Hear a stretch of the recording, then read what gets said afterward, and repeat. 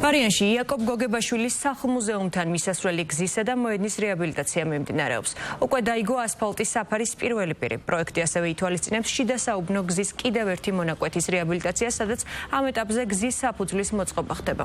სამუშაოების ღირებულება 451,000 ლარს აღემატება და რეგიონებში განხორციელებული პროექტების ფონდის თანადაფინანსებით ხორციელდება.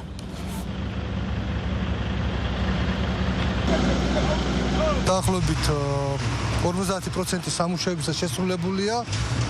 რა თქმა უნდა, აღნიშნული გზის რეაბილიტაცია შეუწყობს ჩვენი მოქალაქეების კომფორტულად გადაადგილებას და გაგრძელდება შემდგომში საგზაო ინფრასტრუქტურის მოწყობით სამუშაოები. პროექტის მიხედვით კეთდება მუზეუმთან მისასვლელი გზის რეაბილიტაცია დაახლოებით 580 მეტრის, კეთდება სანიაღური არხები, კეთდება ლითონის მილები. შემდეგ ეტაპზე გადავდივართ მეორე მხარეს, რომელიც რჩება 380 მეტრი, ჩალაგდება სანიაღური არხები და იქაც მოპირკეთდება ასფალტო ბეტონით. ავარიულ მდგომარეობაში მანქანებს უჭირდათ გადაადგილება, მოსახლეობა კი დადიოდა ფეხით, მაგრამ წვიმის პერიოდში მაინც დგებოდა გუბეები.